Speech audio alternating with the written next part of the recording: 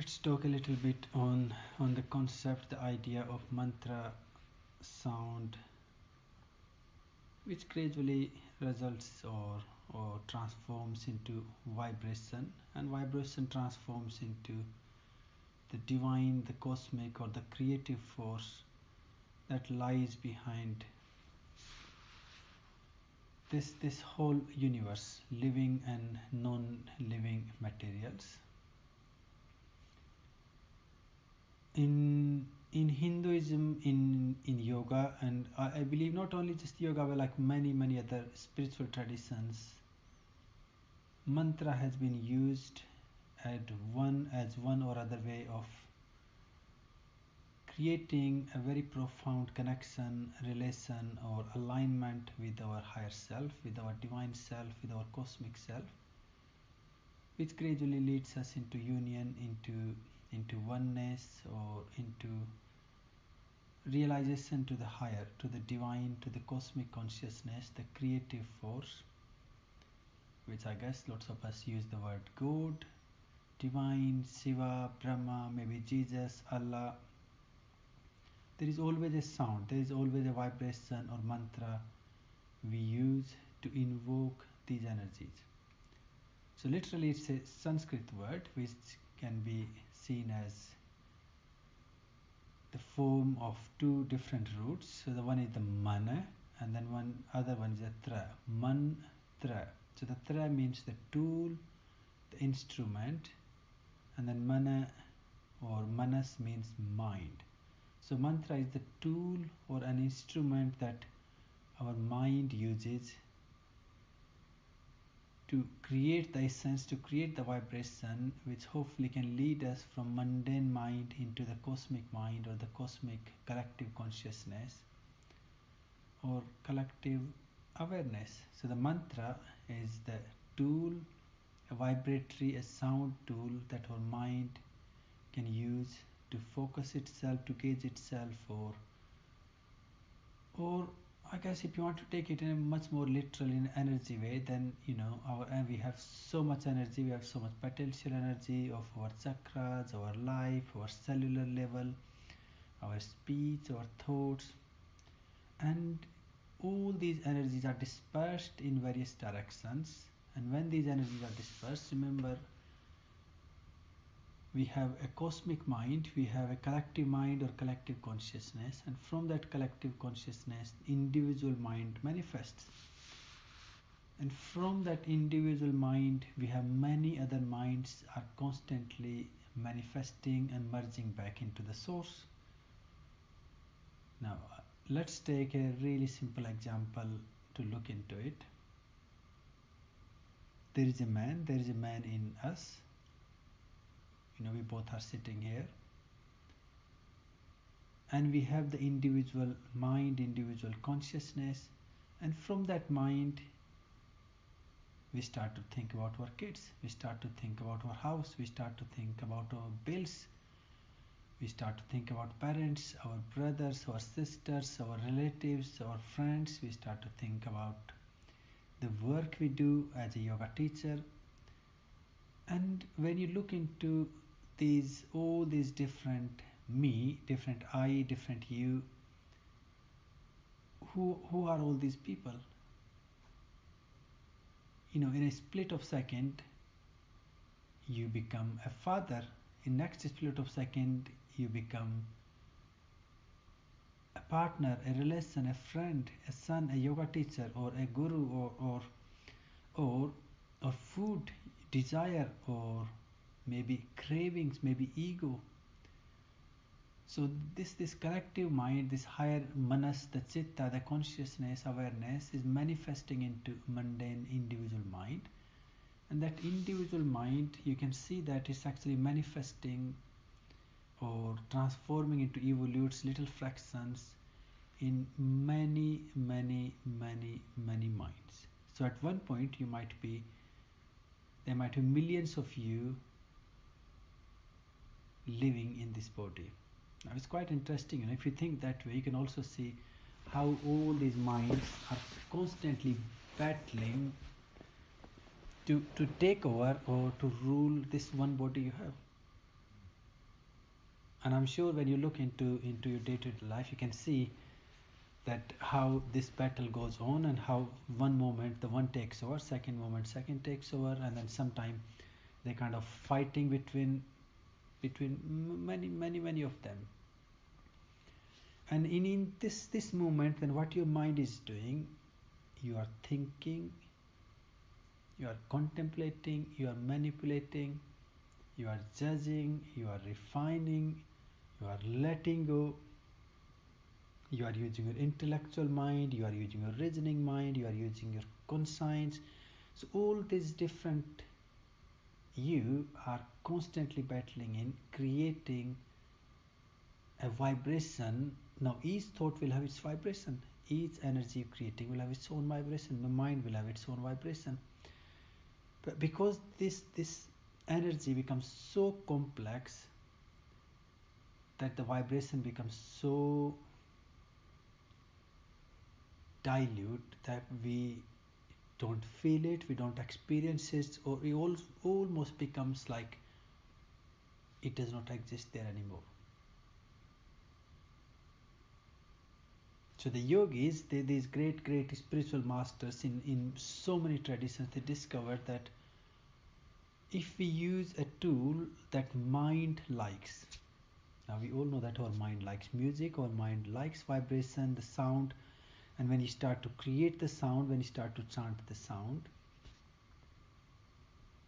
your mind finds it so easy to focus on that sound. Or in another way you can say, you're not leaving the gap to think, to disperse, to have these split personalities, the split minds, because you're enjoying the sound, you're enjoying the vibration. So the mantra is the tool, the instrument that withdraws your attention into that cosmic vibration or the sound, the mantra you are using, which gradually allows all these different minds to dissolve or disappear. Now here please remember that mantra is not there to control these minds.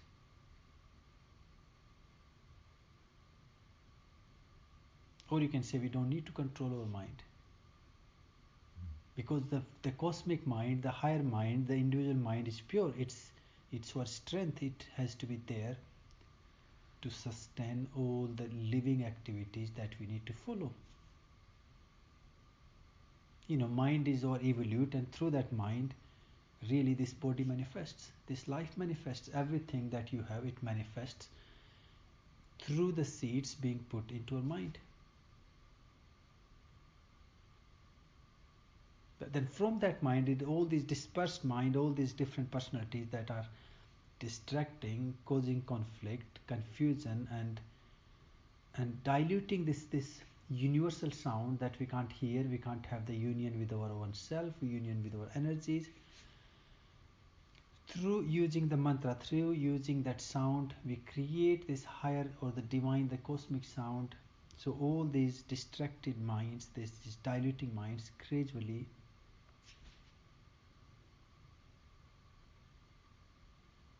not taking their seats, or you're not allowing the space for them to manifest. As in mantra Upanishad, the sound of it talks about the sounds, and it simply says chant the mantra. And he said, then can you chant the mantra as the one sound, the one mantra overlaps and the second overlaps on the third, and gradually make it so intense that there is no space, there is no gap between the sound for your mind to split, mind to divide, mind to disperse, or mind to think. So you start chanting Om, Om, Om, Om, Om, Om, or you chant it longer. Om, Om. So by creating that, not allowing the space, you start to go into the much more clearer conscious mind, and then your mind becomes stronger, the vibration becomes stronger, and when vibration becomes stronger, you start to move from the lower vibration, the lower mind, into the higher vibration, into the higher mind. Now, as a couple of days ago, we were talking about, we're living into this multi-dimensional universe where the whole world that exists around us it's just simply the level of mind, level of awareness, level of consciousness we're living. The moment your level of consciousness grows, level of your mindfulness, your awareness grows, everything that exists around you will change, will transform within that moment. So what you see, what you hear, what you perceive, what you say, what you speak, what you feel is only true in the state of awareness when you are hearing it, seeing it, listening it, or feeling it. The moment your level of awareness changed, that is not true anymore. And this is why the yogis say the world we see, the world we experience, the world we feel is not real. Because what is subject to change cannot be real, can it? Even though it is real when you are in that state. You play a picture on a screen. It's real while it's there. If you press the button to move the slide to go on to the next picture, or you turn it off, it's not real, is it? So what we're trying to do using the mantra, we're actually trying to raise our awareness from the lower, from the mundane, from the dispersed and distracted mind state into the higher state of mind. And when your awareness is getting there, your perception, your experience from the lower changes, transforms into the higher. So sometimes we say the divine manifests, or we have the divine blessing, but divine is actually always there. Divine does not need to manifest. What we need to do, we need to grow out of the perception, the material mundane perception, into the cosmic perception. And this is why we call it transcendental awareness or transcendental consciousness. It's experience which is beyond our senses. It's experience beyond our material awareness or mundane awareness or the mundane mindfulness. So the mantra becomes a very simple, a very profound tool to take us from the mundane into the higher, into the cosmic, by creating clarity, creating vibration, creating the essence, dissolving, letting go all those mundane minds. Now the chanting of mantra has few different levels. So the gross chanting of the mantra is vachik, means the verbal. When you're saying it, when you're singing it, when you're chanting it. And when you're doing the vachik, the verbal chanting of the mantra, using your throat, your vocal cord, or using the sounds, I guess other people can hear it too. The second level is mansik or chintan, where you are chanting the mantra but without using your speech, your vocal cord, your word, chanting it in your mind. So you can chant Om, Om, and then you let go that sound, rest your vocal cord, rest your tongue, and start to chant that in your mind. Just keep repeating the mantra Om, Om, Om, Om. Then it becomes bhavik, where you not only chanting, repeating that in your mind or in the sound, but also focusing your mind into its meaning. What am I chanting? What is Om? Or what is maybe Gayatri mantra? Or maybe you're chanting a phrase or a mantra from Bible. You're chanting thyself, I'm divine, I'm higher, I'm cosmic consciousness, I'm Jesus. So you start to also feel the meaning, feel the mantra you're chanting. You're chanting Om, Om, everything is divine or cosmic consciousness. So you're not only chanting it, you also start to create that sense of awareness, the sense of feeling from your heart or from your awareness. It becomes bhavik. And then the last or the highest stage is when you let go the chant and you start to feel that sense. So here you're not doing anymore. So the first three steps of mantra chanting, you are doing it, and this is you're experiencing it. So it becomes ajapa, effortless or chantless, where you're just sitting there and you're hearing the sound, you're hearing the vibration, hearing the essence or the union of it. Now that's the yogic side of, or the spiritual side of mantra. Now I guess the question you were asking about the vibration itself, the whole universe now in Vedic or into the cosmic Sankhya cosmology, it explains that the whole universe really manifests with the power of vibration, and this is why we say the Om is the essence of divine, the creative force itself.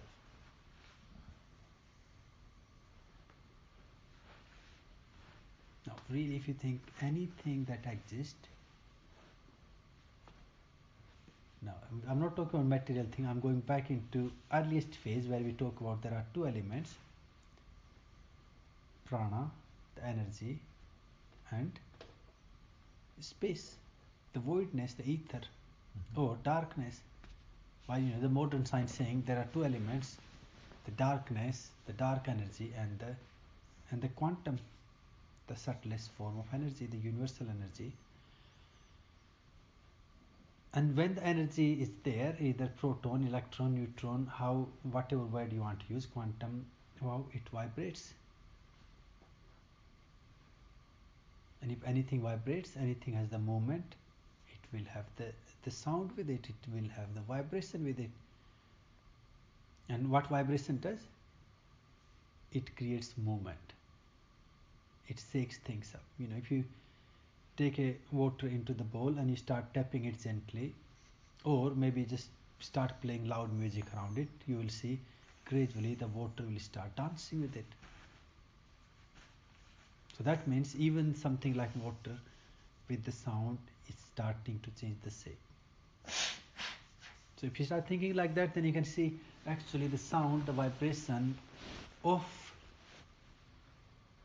prana into the space, into the voidness, into the darkness, into the space, akasa, shakes the energy up, and when this energy start moving, it start to create or manifest or evolve all that we see which exist.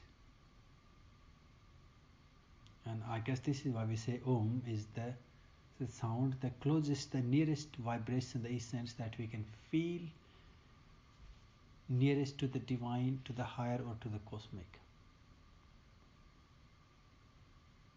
But if you start to sort of think like, what is vibration, what is sound, or this vibratory realm really mean to me into my day-to-day life, other than sitting down and chanting a mantra or contemplating something or meditating on something? It means your life, it means your lifestyle. Because every atom that exists, it has proton, neutron, electron. If you think in a quantum physics language, different number of electron, proton and neutron in different atoms, different substances.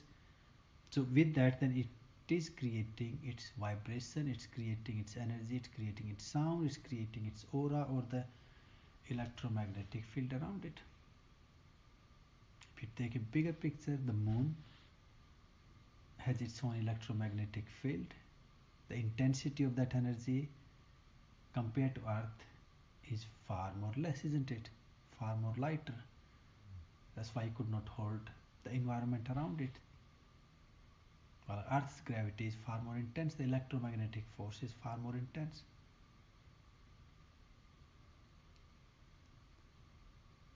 I guess it has the different substances, different elements, or different manifested materials. Those have created this far more intense vibration or the electromagnetic energy. This whole domain, the environment, gravity that holds everything together. Wow, same in our body, isn't it? Our body represents the universe, so our body has its own chemistry. And that chemistry physically changing every minute. State of your being, your thoughts, your feelings, your mind, your awareness is changing. And I guess especially look, you're studying a bit of food, a bit of naturopathy. Now, by now you do know so many chemicals that our body produces when you're eating junk food, unhealthy food, or when you're putting negative thoughts, when you're worrying for things, when you are stressed for things, when you're angry about things, when you're upset about things. And then completely different energy chemicals being released into your body when you are feeling happy, when you're feeling excited, when you are in a good state of bliss, or when you see life as karma yoga, when you start to see this is my duty, I need to follow, but deep from your heart. When you become selfless, when you become virtuous in all these virtues, all these values that we like to live up to.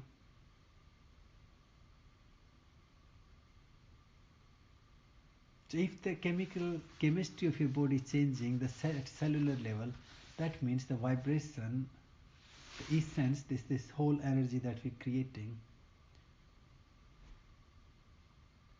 will change in that moment, wouldn't we? It's a chemical change. It's a physiological, a physical change. I don't see like a much of like reason that we should not believe or we can't see is so simple and so scientific that the moment our level of awareness changes, the whole universe around us has changed. But also your body has changed in that moment. Your physiology or physical reality has changed. So the moment our mind reality changes, your physical reality has changed. Your body that exists into the moment of stress and body that exists in moment of joyfulness are two completely different bodies. Maybe in a physical sense we see the same face, we see the same hands, we see the same nose, eyes. But in a subtle level, when you look at cellular level, energy level, in your blood circulation, in your autonomic nervous system, your brain, there is a huge difference. If you see that my body is different to yours, your friends, your family, your child, we all have different bodies. So if you can see that difference, that the different people have different bodies, different appearance, if you think and compare that with the chemical changes we having or we going through in our body as the states of our mind, our being changing, you can see, yes, that's a different body, isn't it? Maybe from outer experience, outer appearance, it looks same. But from inner experience, from inner physiology, inner psychology, it's different. And when you can see that, then you can see actually how important it is to create a much positive, much higher, much sort of uplifting cosmic vibration around us and maintaining that. Because more you can maintain that mantra, more you can maintain that sound, that vibration, that positive energy, healthier and happier you become.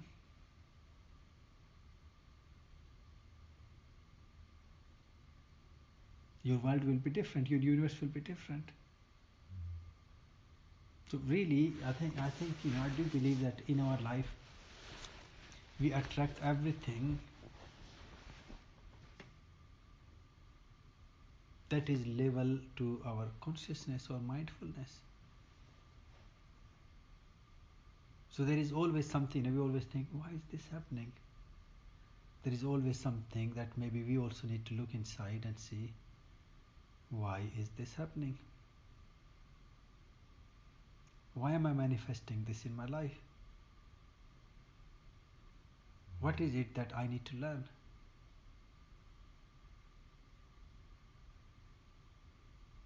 So it is very important to sort of constantly working on creating this whole mantra, this whole cosmic sound, cosmic vibration. And if you can create that, honestly, in sort of my experience, it protects you. It protects you from all the negative energy, all the darkness, all the harm that people consciously or unconsciously, knowing or unknowingly, trying to cause in your life. It literally becomes your shield that can protect you.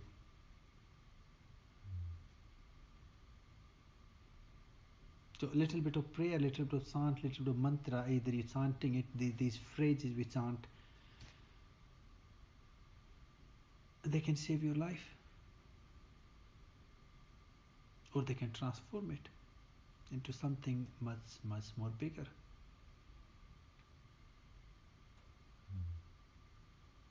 And more you create the vibration, more you create that sound, more you create that sense, more people you will attract into it.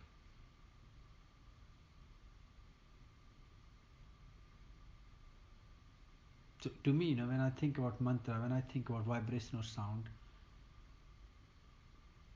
success in our life in any form, either it's your work, your practice, your yoga, your spiritual realization, or your family, has a strong foundation on the energy, the vibration you are creating.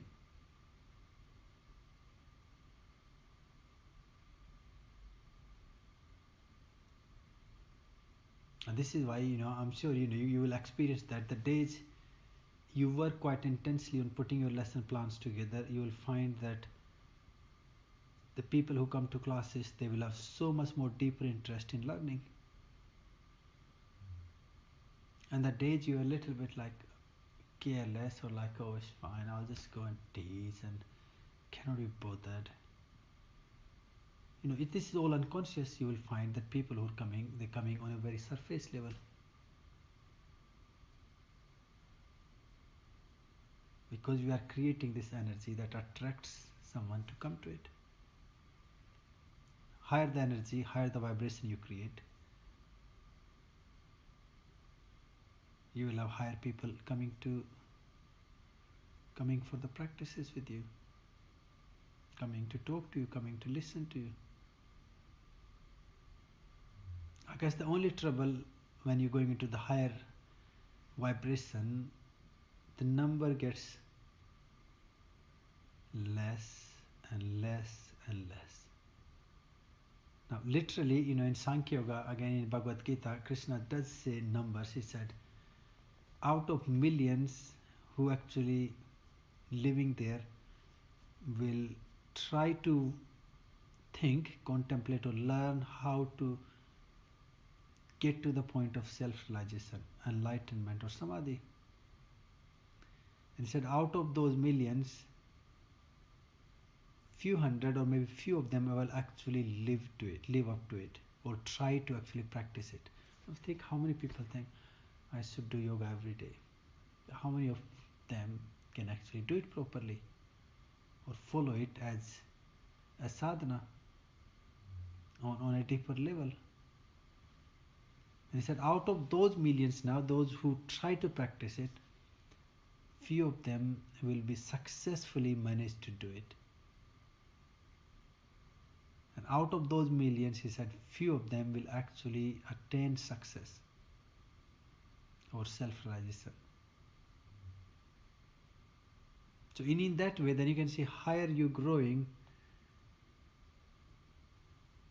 the lesser number of people you will have access to.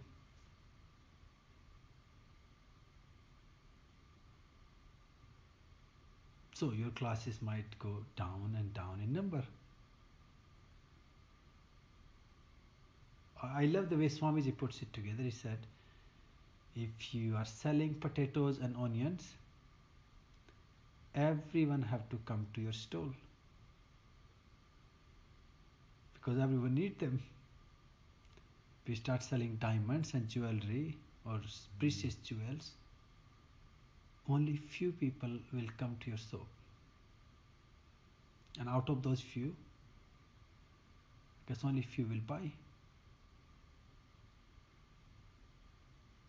But if you sold that to one customer, that equals to all day of selling to the crowd, selling potatoes and onions all day.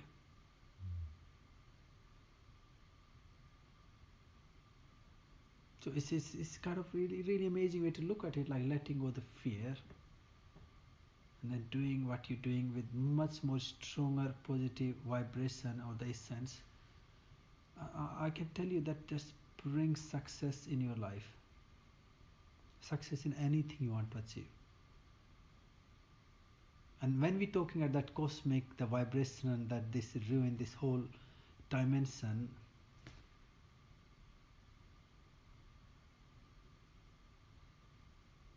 because it's sound, it's essence, it does not have the mind to think.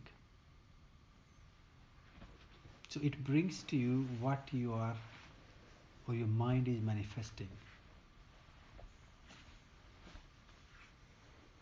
So if you have the positive energy, positive attitude, and manifesting all the divine, the cosmic, that's what your life brings.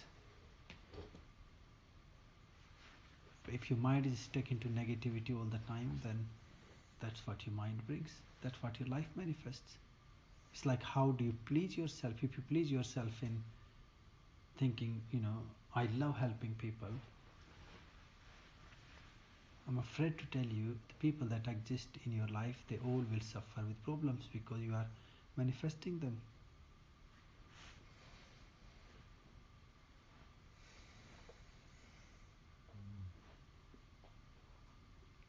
So I always do recommend, be really aware, be really mindful about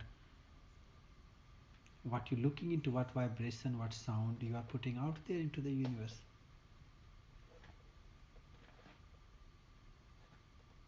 What you're asking for. How clever you are in asking from the divine. There's a really amazing Hindu, the Upanishadic story that shows the cleverness of asking or praying for the wealth, praying for the happiness or well-being of people we care for. There's this really poor family, and the father, so that's a grandfather, he was blind, struggling with his sight, he can't see anything. And as they were poor, so the wife, so that's the wife, she is also struggling as she does not have enough jewelry. She wanted to look pretty, young woman, newly married woman. Then this man also had a son who never got enough to eat, who never got enough clothes to wear or go to school. So now the poor man is stuck between three of them. So the father, struggling with his eyes, feeling helpless, suffering with the day-to-day tasks. Then the wife suffering with not being able to dress up to make herself feel good into the community with the friends. And then the son struggling as he wants to eat proper food, he wants to go to school, he wants to play with the friends, but he does not have enough money, enough resources to get them. And the man, or the man used to go out into the forest every day, will chop some wood, bring it to the market, sell it, and get the money. Well, one of the days, somehow, he lost his axe, and he sat down in the tree and he was crying.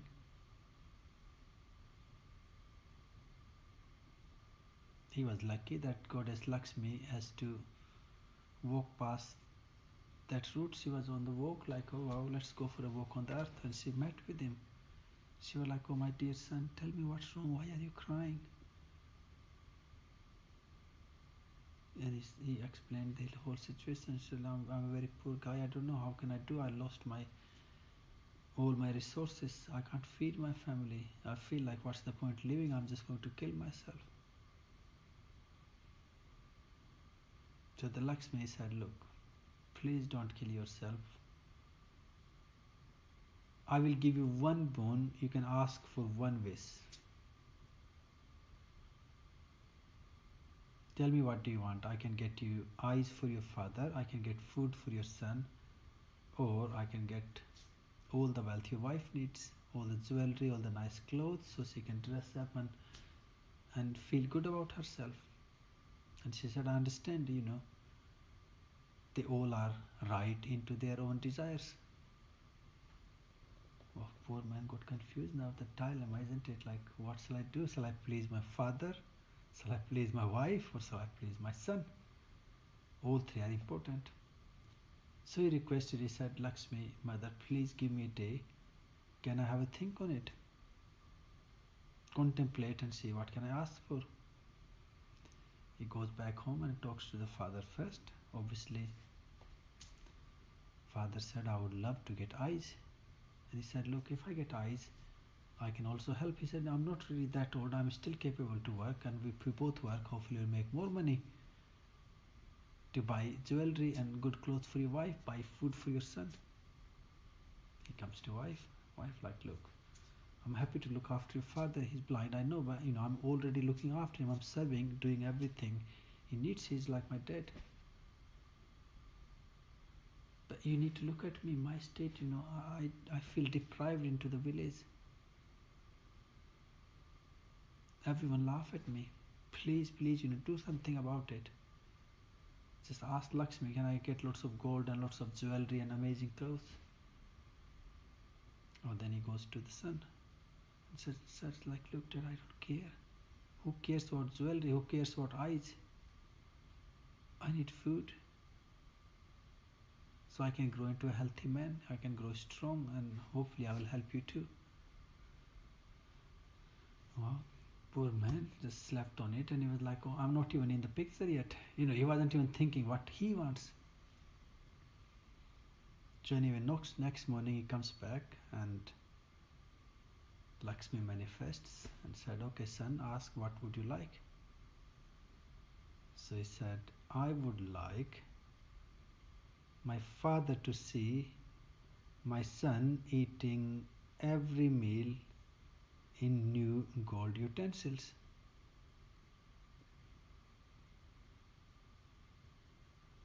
So basically he got all three wishes that his family wanted.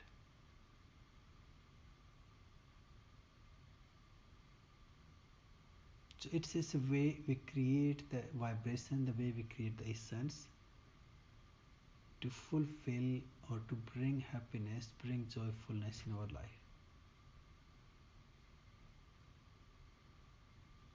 If you change the prayer and start thinking, I feel very happy if I can help people, I can heal people.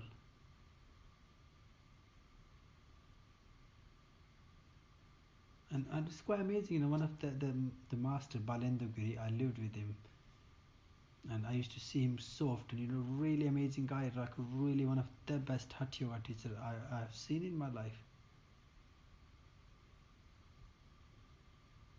And one word he used to absolutely hate. If anyone ever come to him and said, please, I got this health problem, can you help?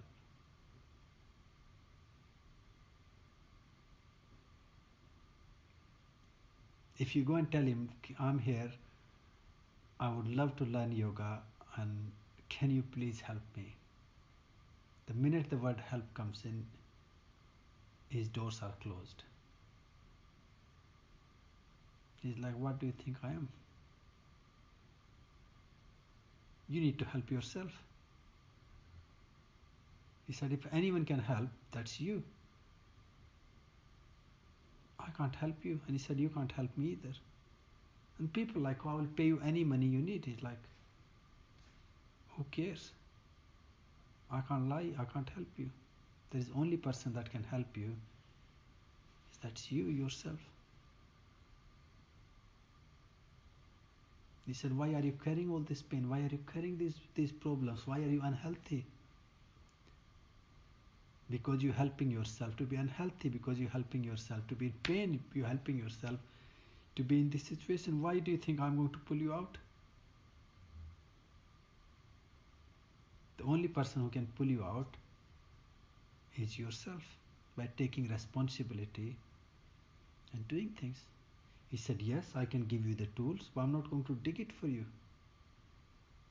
I can teach you what you can do, but that's just the end of it.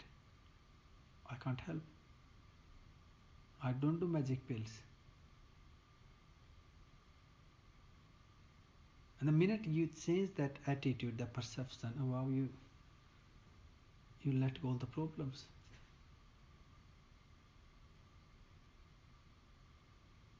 And your heart, the energy, this whole vibration you're creating around yourself and people becomes so much more cosmic, so much more higher, because the selfishness has gone, isn't it? That me, that I has gone.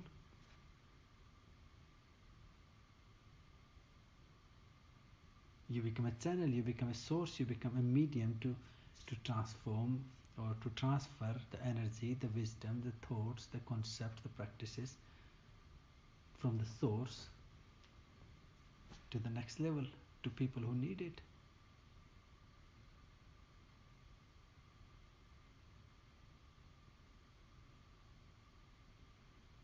So do make sure that in your life, the people you really care and people you feel so much love about, give them space, give them their opportunities, and let them prosper. And in that process, sometimes they might struggle, sometimes might they do something you think is not right. And I'm sure, thing is, when I think about it, oh, we have done that ourselves. So why can't we let other people do it? Maybe we can share the wisdom. Okay, look, you can share people like, this is what I've been through, and I can tell you from my experience, it did not make anyone happy. I will share that with my children, but that's from there, it's their choice.